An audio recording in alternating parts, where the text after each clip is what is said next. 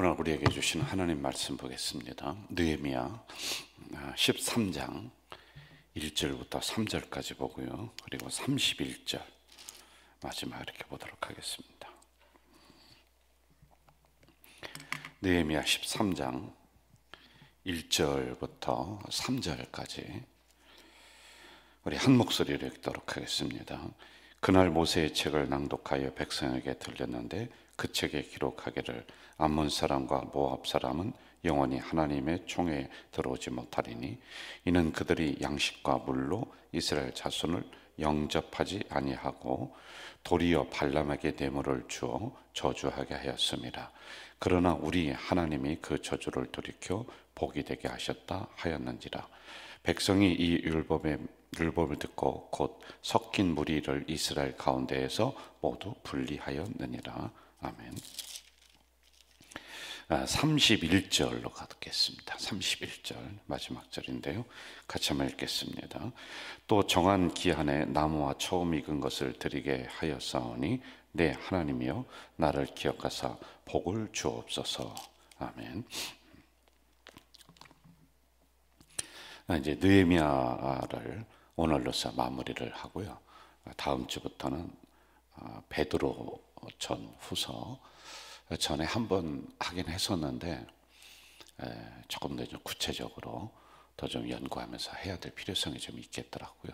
그래서 베드로 전후서 다음 주부터 나가도록 하겠습니다. 느헤미야를 한 2달 넘게 몇 달 동안 우리가 계속 묵상을 하면서 이렇게 왔는데요. 이 느헤미야를 오늘로서 전체적인 정리를 한 번씩 하고 그리고 마치도록 이렇게 하겠습니다. 느헤미야 1장 4절에 보면 이렇게 나옵니다. 내가 이 말을 듣고 앉아서 울고 수일 동안 슬퍼하며 하늘의 하나님 앞에 금식하며 기도했다. 이렇게 나오고 있어요. 근데 이게 처음 시작입니다. 여기서 우리가 눈여겨봐야 될 것은 금식하며 기도했다. 느헤미야가 굉장히 똑똑한 사람이에요. 권력도 있고 돈도 있고 지위가 보장이 된 사람인데 금식하며 기도했다라고 하는 것은 한편으로는 이러한 자기를 둘러싸고 있는 권력이나 부, 명예, 물질 이걸 내려놨다는 거예요. 이걸 중요하게 여기는 것이 아니라 그것보다 더 소중한 것들이 내 마음속으로 지금 들어왔다라고 하는 것이에요. 그러니까 나중에는 이걸 내려놓고 이스라엘을 향해서 가지 않습니까? 고생하는 길이거든요. 그런데 결국에는 이러한 사명이 나에게 들어오니까 그동안에 나를 지탱시켜 주었던 그리고 지탱시켜 줄 것이라고 여겼던 이런 세상적인 것들이 뒤로 다 물러나는 거예요. 그리고 고생하는 그 길을 걸어가는 겁니다.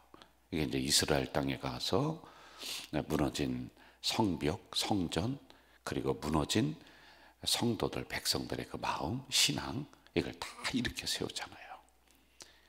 그리고 예배라든지 이런 게 다 없어졌어요.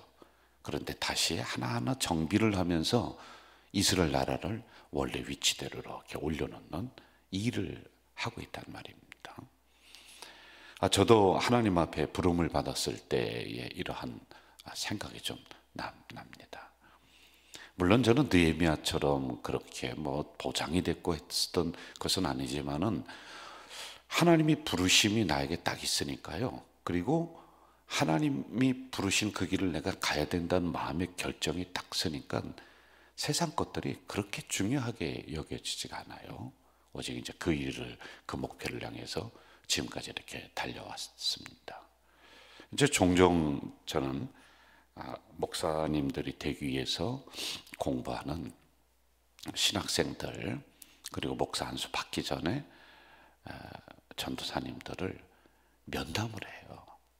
그러면 좀 물어보는 게 있습니다. 어떻게 이 길을 들어오셨어요? 어떤 마음으로 이 길을 가시려고 해요? 그럼 이제 장황하게 본인들의 이야기를 설명을 합니다. 그럼 제가 선배로서 이런 충고를 하나 드리겠습니다. 할 수만 있으면 다시 생각해서 지금이 마지막 기회인 것 같은데 할 수만 있으면은 목사 안수 받지 말고 다른 일을 한번 좀 찾아보세요. 그럼 이분들이 저를 이렇게 쳐다봐요. 아니 더 열심히 하라고 못할 망정 그만두라고. 아니 이게 무슨 얘기인가 그런 생각인 것 같아요. 그런데 사실 그 길은 고생하는 길이거든요. 자기의 성공이 보장되고 뭐 행복이 보장되고 물질이 보장된 그런 자리가 아니에요. 저는 그 길을 걸어왔지 않습니까? 그래서 제가 이제 그런 충고를 종종 면담을 하면서 그 친구들에게 하고 있습니다. 자, 느헤미야는 지금 하나님 앞에 금식하며 기도했다. 이런 상황들이 자기 마음으로 쑥 들어온 거예요. 그리고는 그 길을 걸어가기로 작정을 했습니다. 자, 그러면서 느헤미야 13장으로 가면서 31절에 보면은 또 이렇게 기록이 되어 있어요. 나를 기억하사 복을 주시옵소서. 자, 처음의 기도는 슬픔의 기도, 애절함의 기도, 안타까움의 기도, 이렇게 저는 표현을 하고 싶은데요. 13장으로 오면서 많은 사건들이 있었잖아요. 그런데 마지막 기도는 복을 주옵소서. 자신만이 아니라 자신을 통해서 여기에 참여한 모든 백성들에게 하나님 복을 주세요. 이들이 행복하게 해주세요. 라고 하는 온 정성과 마음을 담아내는 이러한 기도, 감사의 기도였다. 이렇게 표현을 제가 좀 하고 싶어요. 자, 전체적인 것은 이렇게 우리가 좀 보면 좋습니다. 기도로 시작하고 기도로 마무리했다. 이렇게 우리가 정리를 딱 하면 좋을 것 같아요. 다시 한번 말씀드릴게요. 느헤미야는 기도로 시작하고 기도로 마무리했다 라고 하는 겁니다.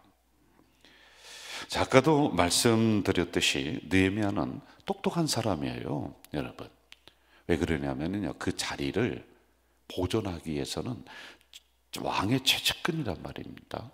그럼 머리가 비상해야 돼요. 정치력도 있어야 돼요. 자, 그런데 이러한 사람도 우리가 눈여겨봐야 될 것이 뭐냐 하면은 하나님 앞에 늘 기도하며 나아갈 수밖에 없는 존재이다. 그러니까 여러분 머리 똑똑한 거 가지고 있는 권력 아무것도 아니에요. 한번 하나님이 훅 하고 부르면은 다 날아가요. 그리고 우리의 정신도요, 하나님이 한 번만 이렇게 틀으면은 여러분 우리 못 살아가요. 정신이 올바로 박혀있지를 못하는 거예요. 그래서 아무리 똑똑하다라고 하는 사람들, 아무리 돈 많다, 아무리 권력이 많다, 여러분 그런 사람들도 자살하잖아요. 죽잖아요. 비관하잖아요. 그래서 인간이라고 하는 것은 히브리어로 에노시라고 하는데요.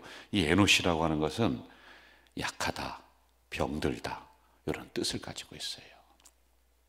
느헤미야는 이걸 알았던 사람 같아요. 그래서 자기가 가지고 있는 이 권력, 똑똑함, 물질, 이게 나를 지켜주는 것이 아니다. 결국에는 하나님이 나를 지켜주신다라고 하는 이런 믿음을 가지고 나아갔던 사람. 그래서 기도의 사람이다 라고 저는 이렇게 보는 겁니다.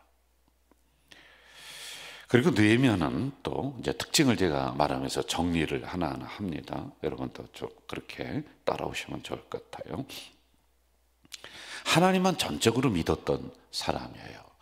뭐 이게 이런 부분들이 잘 안 와닿을 수가 있는데 한번 생각을 해보세요. 여러분 느헤미야가 가지고 있었던 그 권력이 대단해요. 그리고 이스라엘 땅에 총독으로 파송을 받았습니다. 그러면 모든 권력을 다 누리고 있는 정점, 최고의 권력가란 말입니다.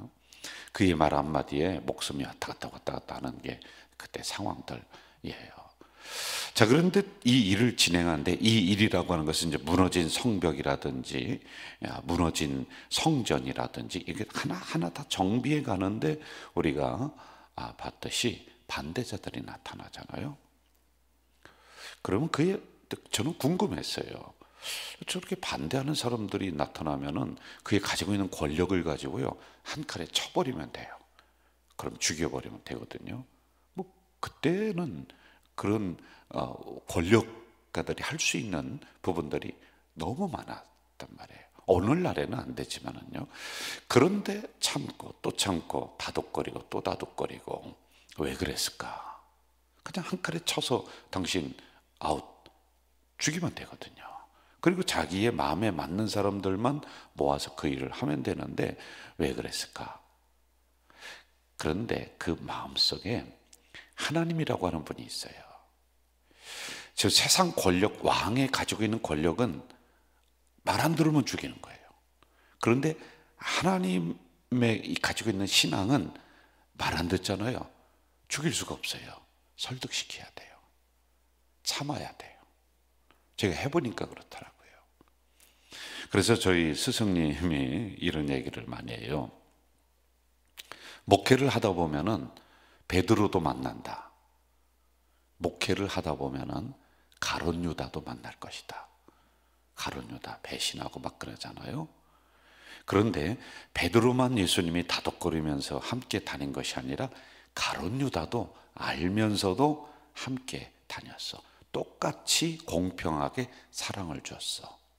그러므로 목회를 할 때 나를 향해서 막 속상하게 하고 하는 많은 그런 가룟 유다 같은 사람들도 다 품어 안아야지만이 된다. 이런 얘기를 해주시더라고요. 이게 맞는 것 같아요. 이 느헤미야는 하나님의 마음을 가지고 그들을 설득시켜 나가고 기다려 나가고 기다리고, 그러니까 그걸 보는 사람들이 있다가 느헤미야라고 하는 사람이 권력을 가지고 우리를 움직이는 것이 아니라 그 안에 하나님이 계시는구나, 이걸로 우리를 움직이고 설득시키는구나. 그러니 여러분, 금방 막 사람이 쫙 모여들어서 하지는 못해요. 그러나 서서히 그들이 하나가 되는 거예요. 그런데 세상 권력을 가지고 명령하면서 당신 일 안 하면 죽여, 그러니까 금방 사람들이 탁 모여드는데요, 요만한 틈만 있으면 금방 흩어져요. 그리고 그 권력가를 금방 내려 끌어요. 죽여요. 그래서 권불 10년이라고 하는 거예요. 권력은 10년을 못 간다는 거예요. 자, 이게 바로 하나님의 일을 하는 사람들의 방법이구나. 답답하잖아요. 그런데도 자기가 가지고 있는 권력을 사용하지 않고 하나님의 마음을 가지고 그들을 설득시켜 나가요. 기다리고 나가는 거예요. 그러니 이스라엘 거기에 무너진 신앙들을 이게 다 정비가 되고 부흥되고, 그리고 그걸 기점으로 해서 이스라엘 역사가 다시 일어나는 거예요. 이것만 끝난 게 아니에요, 여러분. 이게 놀라운 분기점이 되거든요. 자, 다음으로 느헤미야는 개혁의 사람이었다라고 하는 것입니다. 개혁하면은 뭔가 확 뒤집어야 되고 막 그런데 그게 아니라요. 제가 볼 때 성경에서 말씀하시는 개혁, 우리 교회가 추구하고 있는 변화와 개혁은 뭔가 그럴싸하고 막 의리번쩍한 걸 막 들여오고 세상적인 문화를 막 가지고 와서 하는 게 아니라, 제가 볼 때는 원래 성경에서 말씀하시는 것을 찾아 나가는 거야. 이게 무슨 얘기냐면, 우리는 그동안에 교회를, 신앙생활을 한다고 했어요. 교회를 섬긴다고 섬겼는데, 이 원래의 것이 있는데 이 원래의 것 위에 세상 때가 덕지 묻은 거야. 너무 많이 묻었어요. 그래서 변화와 개혁은 이걸 걷어내는 거야. 하나하나 걷어내는 거예요. 이렇게 생각하면 좋을 것 같아요. 여러분, 옛날 시골에 가면은 우물이 있잖아요. 우물. 깊이 우물을 파요. 그럼 거기에서 샘에서 샘물이 이렇게 솟아나요. 아주 시원하고 맑아요. 그런데 지나가던 사람들이, 지나가던 나그네들이 어떻게 했냐면 여기다 쓰레기를 버리기를 시작을 한 거예요. 안 보인다고 그냥 던져버리고 온갖 쓰레기를 다 던져버린 거예요. 그리고 그 다음에 이 물을 마시려고 했더니 오염된 물이 돼버린 거예요. 그럼 여러분, 옛날처럼 아주 시원하고 깨끗한 물을 마시려면 어떻게 하면 돼요? 뭘 어렵게 생각해요? 쓰레기를 걷어내야 돼요. 싹 걷어내야 돼요. 그러면 다시 물이 맑아지는 거예요. 저는 그렇게 됐다고 보는 거예요. 그냥 온갖 세상 것들이 이 복음 위에, 이 말씀 위에 덕지덕지 때를 못 치고 쓰레기가 많아요. 이거 누가 그랬어요? 뭐 누가 그래요? 여러분이 그랬고 제가 그랬죠. 그래서 이거를 걷어내는 작업이 개혁이고 변화다, 이거예요. 뭔가 새로운 프로그램을 막 들여오고 그게 아니라 원래 성경으로 돌아가는 것. 느헤미야가 이런 사람이었다라고 하는 거예요. 그러니 여러분, 느헤미야가 했었던 방법이 무슨 새로운 이상한 경전을 가지고 와서 막 예배를 이상하게 만들고, 그게 아니라 말씀을 다시 꺼내 들었다고 했잖아요. 율법을 다시 꺼내 들고, 그리고 전에 하던 대로 기도하는 사람들 세우고 찬양하는 사람들 세우고, 그러면서 예배를 이렇게 만들어. 그게 개혁이죠. 그게 변화죠.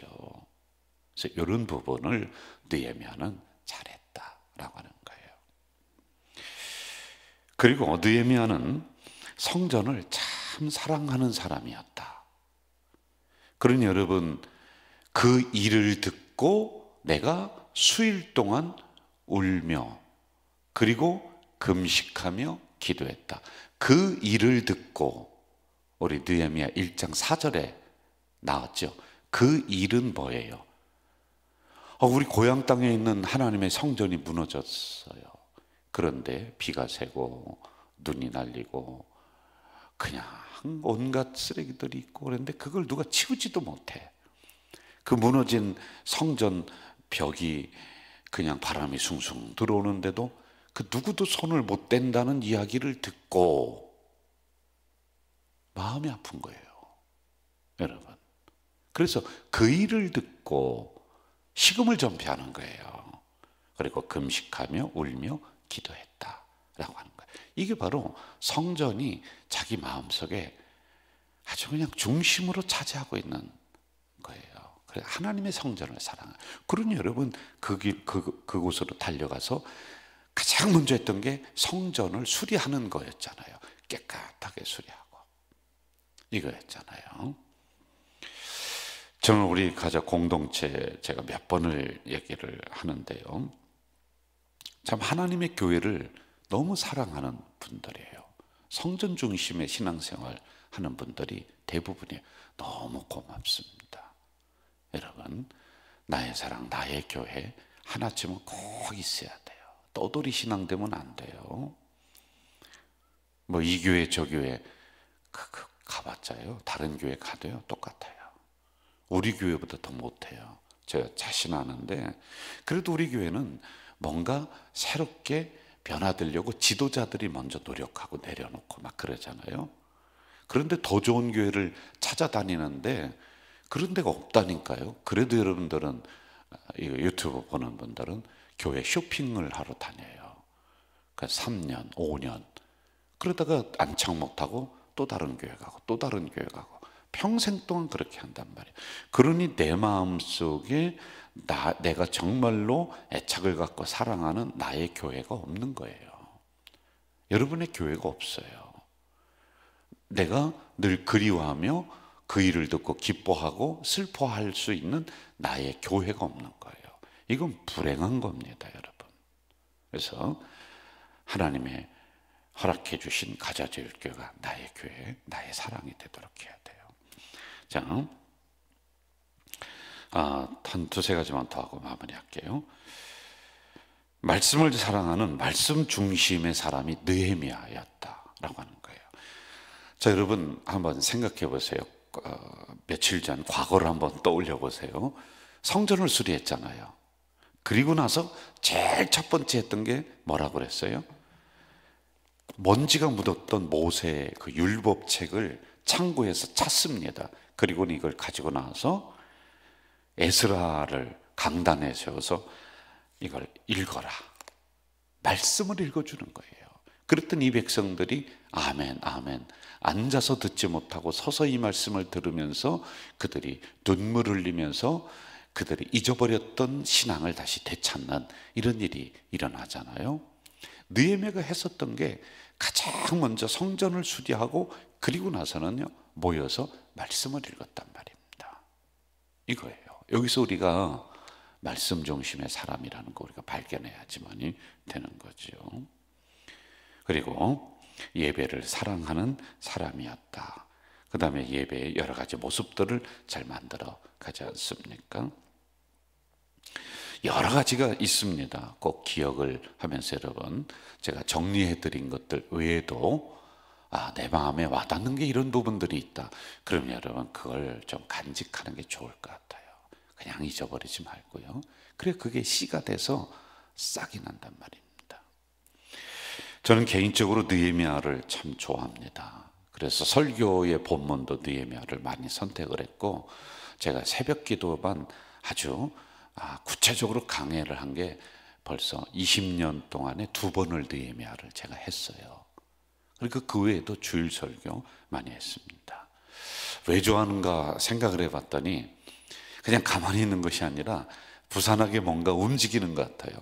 비전을 세우고 꿈을 세우고 목표를 세우고 그리고 그것을 위해 막 열심히 달려가는 것 같은, 그래서 느헤미야와 같은 이러한 성향이 저에게도 조금은 있는 것 같아요.